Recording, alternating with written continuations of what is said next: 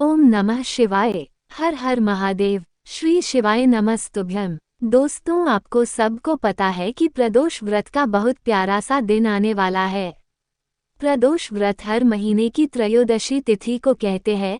चैत्र मास के शुक्ल प्रदोष व्रत कब है, ये जानना बहुत जरूरी है, क्योंकि इस दिन देवों के देव महादेव की पूजा और व्रत करने पर व्यक्ति के जीवन में खुशियां आती हैं। इतना ही नहीं, इस व्रत को जो भी व्यक्ति विधि विधान और तन मन धन से करता है, उसे 100 गाय दान करने के बराबर फल प्राप्त होता है और सभी दुख दूर हो जाते हैं। हर मास में यह व्रत 2 बार रखा जाता है, एक कृष्ण पक्ष और दूसरा शुक्ल पक्ष में। प्रदोष व्रत में भगवान शिव, माता पार्वती के साथ भगवान गणेश की पूजा करनी चाहिए। इस अप्रैल महीने का दूसरा प्रदोष व्रत 21 अप्रैल रविवार को है, इसलिए इसे रवि प्रदोष के नाम से भी जाना जाएगा। चैत्र मास के शुक्ल पक्ष की त्रयोदशी तिथि की शुरुआत 20 अप्रैल को रात 10:48 से शुरू होगी और इसका समापन 21 अप्रैल की मध्य रात्रि 12:39 पर होगा। ऐसे में 21 अप्रैल को ही प्रदोष व्रत किया जाएगा। इस बार प्रदोष व्रत में मित्र योग का शुभ संयोग बन रहा है। उत्तरा फाल्गुनी नक्षत्र में प्रदोष व्रत रखा जाएगा। उत्तरा फाल्गुनी राशि चक्र का 12वां नक्षत्र है। उत्तरा फाल्गुनी और मित्र योग में भगवान शिव की पूजा करना विशेष माना जा रहा है। ये दिन भगवान शिव को समर्पित होता है, इसलिए शिव भक्तों के लिए ये बहुत खास दिन होता है। तो दोस्तों, हम आज आपको एक ऐसा उपाय बताएंगे जिससे आपकी सारी मनोकामनाएं पूर्ण हो जाएंगी और आपका परिवार सुखी और समृद्ध होगा। और ये उपाय इतना सरल है कि कोई भी कर सकता है, और ये उपाय करने से आपकी सभी मनोकामनाएं पूर्ण होंगी। आपकी सारी तकलीफें, कष्ट, गम, चिंता सब खत्म हो जाएंगी। मात्र आपको ये एक उपाय करना है प्रदोष के दिन और आपकी सारी तकलीफें दूर हो जाएंगी। तो दोस्तों, स्वागत है आपका अपने प्यारे से चैनल सनातन की चर्चा में, जहां हम आपको बहुत अच्छी बातें एवं आपके जीवन को सुंदर बनाने के लिए बहुत ही सरल उपाय बताते हैं। और ये उपाय हम पूज्य गुरु जी पंडित प्रदीप मिश्रा जी की कथा को सुनकर आपको बताने का प्रयास करेंगे। परंतु आपसे एक विनती है कि जो भी हमारी वीडियो पहली बार देख रहे हो तो हमारे चैनल को सब्सक्राइब करके कमेंट में हर हर महादेव अवश्य लिखें। सबसे पहले ये जान लीजिए कि आपको कौन कौन से पदार्थ की आवश्यकता होगी। 1 लोटा जल, 1 बेलपत्र, 1 शमी पत्र, थोड़ा सा गुड़ और कुछ मूंग दाने लेने हैं। और ध्यान रखना कि लोटे में जल अपने घर से लेकर जाएं। कभी भी ऐसा ना करें कि घर से खाली लोटा ले जाए और मंदिर जाकर जल भरकर शिवलिंग पर समर्पित करें, ये बहुत गलत है। हमेशा लोटे में जल अपने घर से ही लेकर जाएं। और एक बात का ध्यान रखें कि लोटा हमेशा तांबे का ही होना चाहिए, पीतल, स्टील या एल्यूमिनियम आदि किसी और धातु का नहीं होना चाहिए।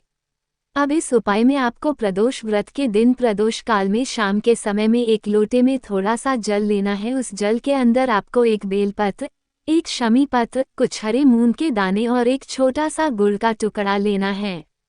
इस तरीके से इस जल को आपको अपने घर से ही प्रदोष व्रत के दिन प्रदोष काल में शाम के समय में एक लोटे के अंदर यह चारों सामग्रियां डालकर भगवान शिव जी के मंदिर पहुंचकर जाना है। अब इस जल को बड़े प्रेम से भगवान शिव जी की शिवलिंग के ऊपर बहुत धीरे धीरे एक धारा से बड़े प्रेम से समर्पित कर देना है। और जल समर्पित करते हुए ओम नमः शिवाय, श्री शिवाय नमस्तुभ्यम या हर हर महादेव या जो भी आपको भगवान शिव का मंत्र आता है उसका जाप करते रहना है। इस जल को भगवान शिव जी की शिवलिंग के ऊपर समर्पित करने के बाद आपको थोड़ी देर वही भगवान शिव की शिवलिंग के पास बैठ जाना है और बड़े प्रेम से अपने दोनों हाथ जोड़कर भगवान शिव से प्रार्थना करनी है और अपने मन की कामना भगवान शिव जी से बोल देनी है। यहाँ पर यह उपाय पूर्ण हो जाता है। इसके अलावा भी दोस्तों, हम आपको कुछ और उपाय बताएंगे, इनको ध्यान से सुने। 1. अपने बिजनेस की दिन दुगनी रात चौगनी तरक्की के लिए प्रदोष व्रत के दिन शाम के समय रंगोली वाले 5 अलग अलग रंग लेकर शिव मंदिर में जाएं और उन रंगों से एक गोल फूल की आकृति वाली रंगोली बनाएं। अब इस रंगोली में बीचों बीच घी का दीपक जलाएं और हाथ जोड़कर शिवजी का आशीर्वाद देते हुए ध्यान करें। 2. अगर आप अपने शत्रुओं से परेशान हैं और उनसे छुटकारा पाना चाहते हैं तो प्रदोष व्रत के दिन शमी पत्र को साफ पानी से धोकर शिवलिंग पर अर्पित करें और ओम नमः शिवाय मंत्र का 11 बार जाप करें। 3. अगर आप किसी मुकदमे में फंसे हैं और उसके चलते आपकी परेशानियां घटने के बजाय बढ़ती जा रही हैं तो रवि प्रदोष व्रत के दिन धतूरे के पत्ते को पहले साफ पानी से धो लें, फिर उन्हें दूध से धोकर शिवलिंग पर अर्पित करें।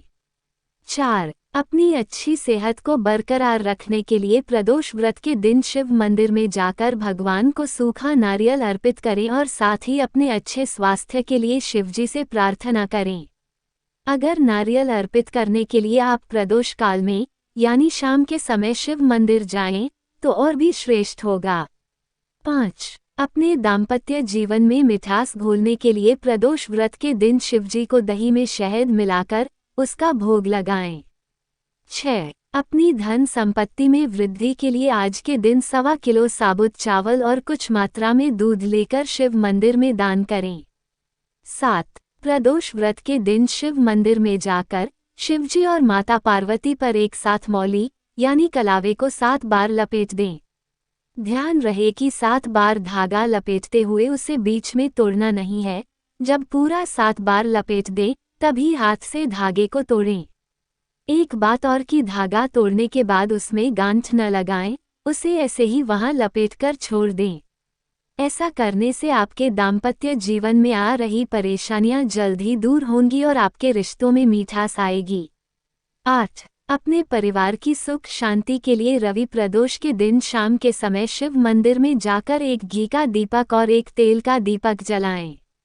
आपको बता दूं कि घी का दीपक देवताओं को प्रसन्न करने के लिए होता है जबकि तेल का दीपक अपनी कामनाओं की पूर्ति के लिए होता है।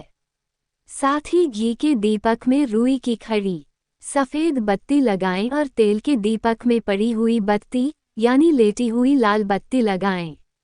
9. अपने बच्चों के साथ अपने रिश्ते बेहतर करने के लिए प्रदोष व्रत के दिन एक कटोरी में थोड़ा शहद लें और उसमें से उंगली की मदद से शहद निकालकर शिवजी को भोग लगाएं।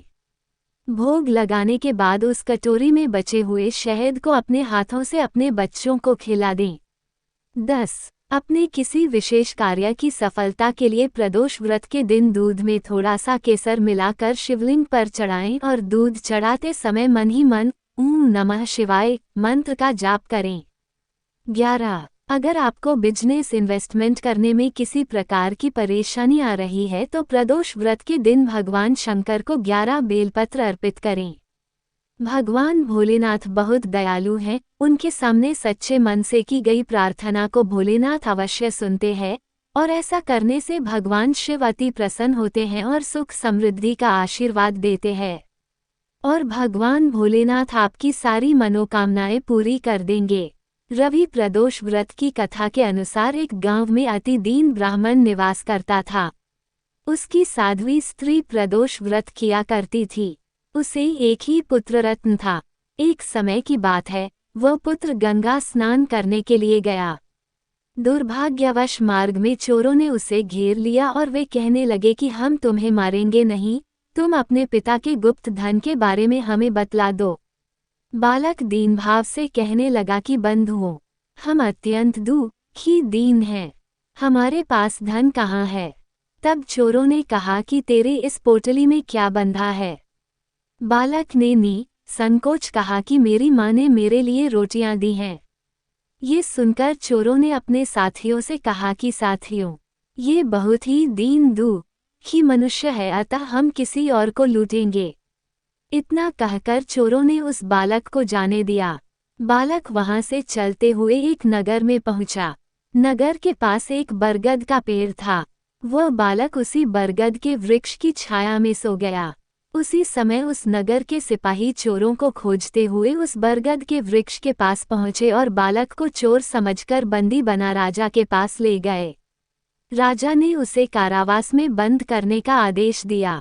ब्राह्मणी का लड़का जब घर नहीं लौटा तब उसे अपने पुत्र की बड़ी चिंता हुई। अगले दिन प्रदोष व्रत था। ब्राह्मणी ने प्रदोष व्रत किया और भगवान शंकर से मन ही मन अपने पुत्र की कुशलता की प्रार्थना करने लगी। भगवान शंकर ने उस ब्राह्मणी की प्रार्थना स्वीकार कर ली। उसी रात भगवान शंकर ने उस राजा को स्वप्न में आदेश दिया कि वो बालक चोर नहीं है, उसे प्रातःकाल छोड़ दे, अन्यथा उसका सारा राज्य वैभव नष्ट हो जाएगा। प्रातःकाल राजा ने शिवजी की आज्ञानुसार उस बालक को कारावास से मुक्त कर दिया। बालक ने अपनी सारी कहानी राजा को सुनाई। सारा वृतांत सुनकर राजा ने अपने सिपाहियों को उस बालक के घर भेजा और उसके माता पिता को राजदरबार में बुलाया। उसके माता पिता बहुत ही भयभीत थे।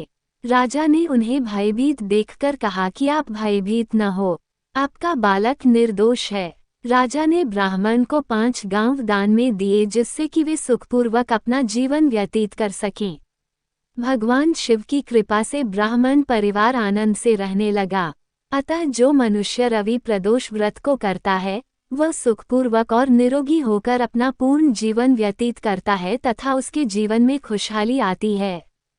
तो दोस्तों, अगर इस वीडियो में दी गई जानकारी आपको पसंद आई हो तो वीडियो को लाइक करें, कमेंट करें एवं ये जानकारी अपने दोस्तों के साथ शेयर करें ताकि उनको भी इसका लाभ मिल सके। और साथ ही कमेंट में हर हर महादेव लिखना ना भूलें। हर हर महादेव।